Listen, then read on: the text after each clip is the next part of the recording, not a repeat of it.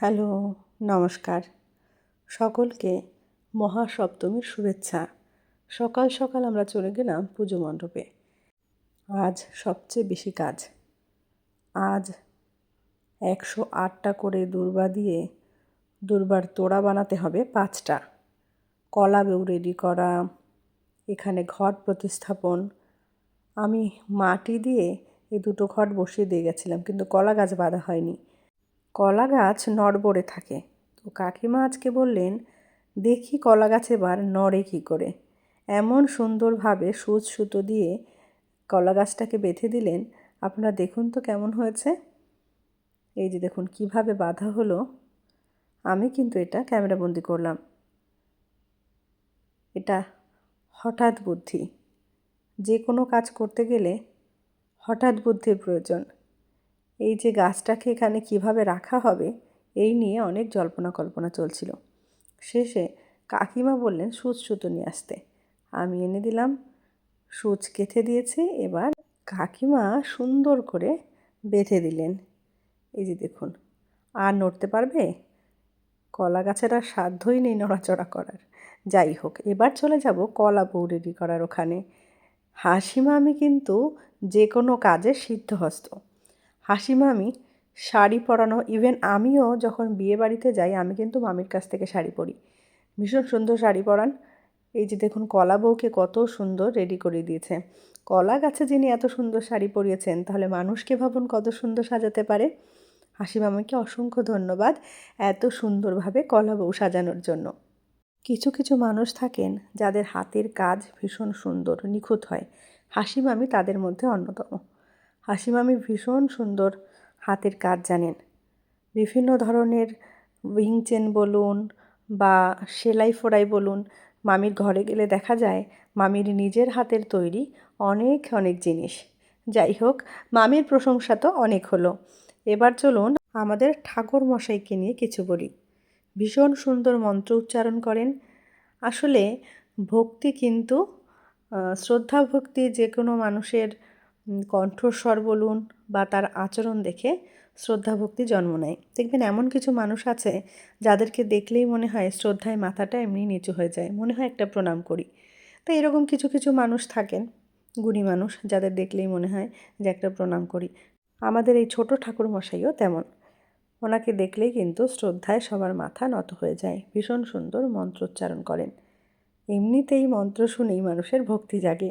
যাই হোক, ঠাকুরমশাই নিজে একটু সাজিয়ে দিলেন মন্দিরের একদম ঢোকার যে গেট তার পাশে, যেখানে ঘট প্রতিস্থাপন করা হয়েছে। আজকের এই ভ্লগটি যারা সম্পূর্ণ দেখবে না তারা কিন্তু অনেক কিছু মিস করবে, কারণ এই একটা ভিডিওতে টুকরো টুকরো করে কিন্তু আমি সম্পূর্ণ দিনের ভিডিও আজকে আমি করে ফেলেছি। অনেকেই কিন্তু কমেন্ট করেছেন আগের ভ্লগটিতে এবং পরবর্তী ভিডিওর জন্য ওনারা অপেক্ষায় আছেন, সেটাও বলেছেন। আমি কিন্তু ধন্য হলাম।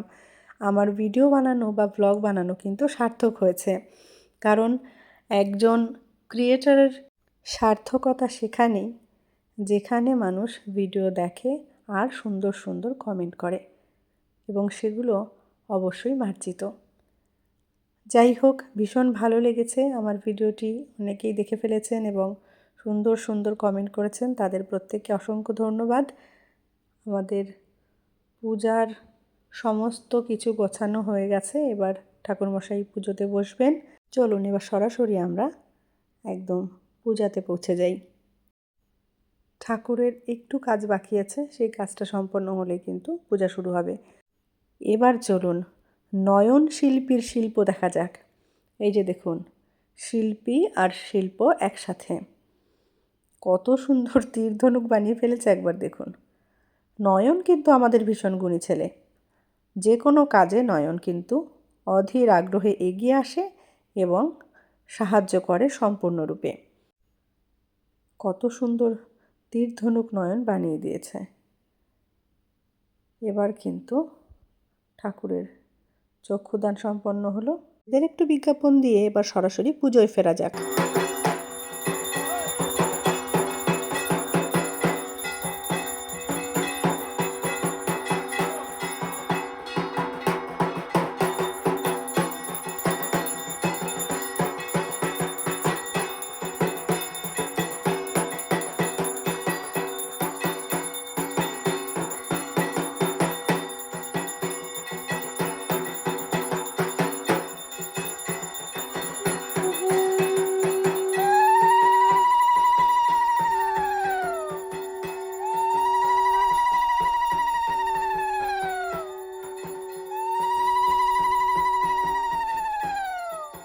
সবাই এত গুণী, আমি কি কম গুণী নাকি? এই দেখুন, একটা কলসি আর একটা ঘট দুটো একসঙ্গে নিয়ে, এবং সেই সাথে আমার পুজোর ঝুড়িও আছে।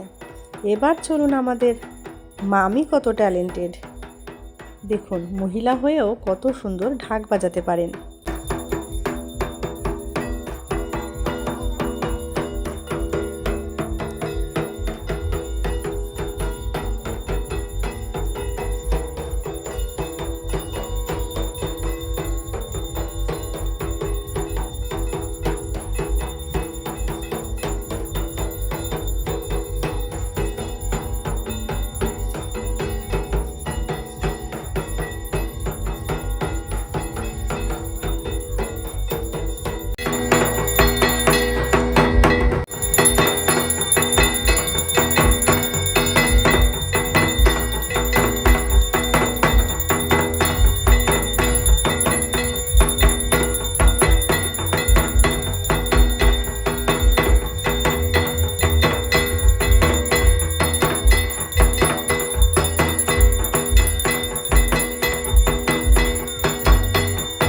সকালের পর্ব মিটিয়ে এবার আমরা সরাসরি চায়ের আড্ডায়।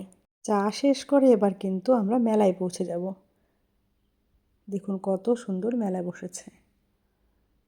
মেলায় সব থেকে যারা আনন্দ করে তারা হলো এই খুদেরা। সেই জন্য খুদেদের কিন্তু আমি ক্যামেরাবন্দি করলাম। এরা যখন বড় হবে তখন এই ভিডিওগুলো দেখে কিন্তু খুব আনন্দ পাবে।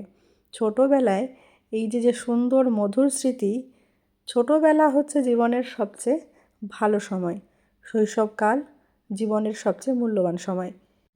এবার একটু গিফটের জন্য লড়াই করা যাক। আমার সুপুত্তুর এই যে বন্দুক নিয়ে গেম খেলা শুরু করেছেন। এই যে দেখুন ফায়ারিং করছে। 4টে চান্স, যদি নাম্বারের সাথে মিল করতে পারে তাহলে কিন্তু গিফট পাবে। আসলে এটা কিন্তু খুব একটা আনন্দের বিষয়। গিফট পাওয়া না পাওয়া পরের কথা, কিন্তু এটা একটা আলাদা মজা। পিয়ালি বলছে, বৌদি এবার তুমি গেমটা খেলো, আমি তোমাকে ভিডিও বানিয়ে দেব। যথারীতি আমিও কিন্তু লেগে পড়লাম। প্রত্যেকটা মানুষের মধ্যে কিন্তু একটা শিশু লুকিয়ে থাকে, এবং সেটা ক্ষেত্র বিশেষে প্রকাশ পায়। যেমন আমার এখন পেল, বাচ্চাদের সাথে আমিও বাচ্চা হয়ে গেলাম।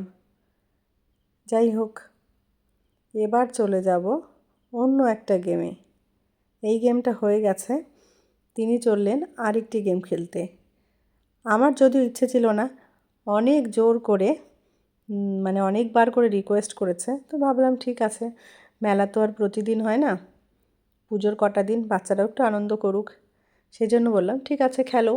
বছরের এই কটা দিন ওদের সবচেয়ে বেশি আনন্দের দিন, কারণ আমাদের এখানে দুর্গাপুজোর থেকেও এই বাসন্তী পুজোটা ভীষণ ভালোভাবে আমরা কাটাই, এবং আপনাদেরকেও সুযোগ করে দিই এই সুন্দর মুহূর্তগুলোকে উপভোগ করার জন্য।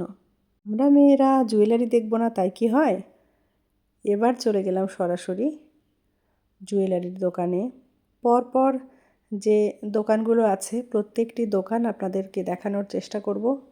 এই দেখুন কত সুন্দর জিনিস, চোখ কিন্তু ধাঁধিয়ে যাচ্ছে।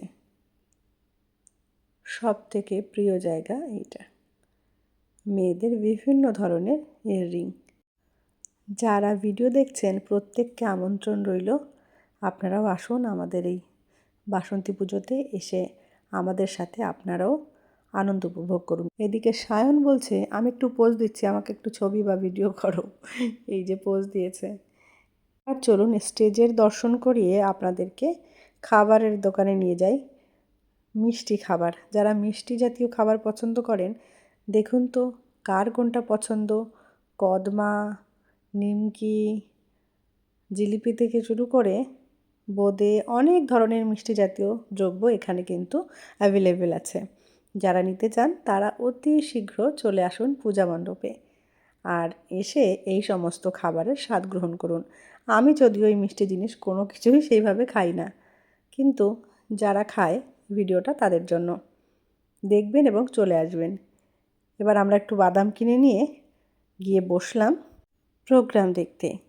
এদিকে বান্ধবীর কন্যা আর আমাদের পিয়ালি খেলায় ব্যস্ত। খেলার কোনো জিনিস পাওয়া যায়নি, একটা বোতল ছিল হাতে, সেইটা দিয়েই কিন্তু খেলা শুরু হয়ে গেল। ওকে বলেছে বোতলটা মায়ের কাছে দিয়ে আয়। এবার দেখুন কি করবে, বোতলটা নিয়ে সোজা একদম মা দুর্গার কাছে পৌঁছে গেছে। ওই দেখুন ওর মা কিন্তু আমাদের পাশে বসেছিল, বলেছি মায়ের কাছে দিয়ে আয়, ও সোজা চলে গেছে পুজো মণ্ডপে। ওই দেখুন। আজকের ব্লগটি আপনাদের কেমন লাগলো অবশ্যই কমেন্টে জানাবেন। ভালো লাগলে লাইক কমেন্ট শেয়ার করবেন। দেখা হচ্ছে পরবর্তী ব্লগে। ততক্ষণ সবাই ভালো থাকুন, সুস্থ থাকুন। আর হ্যাঁ, কালকের অষ্টমীর জন্য প্রস্তুত থাকুন। কালকে আমাদের অষ্টমী পুজো। অষ্টমী পুজোতে সবচেয়ে বেশি ভিড় হয়, কম বেশি সবাই আসার চেষ্টা করে, সবাই মিলে আনন্দ করে। এদিকে একজন প্রিয় খেলোয়াড়ের জার্সি পেয়ে আনন্দে উদ্বেলিত হয়ে সরাসরি মায়ের কাছে চলে গেছে ধন্যবাদ জানাতে।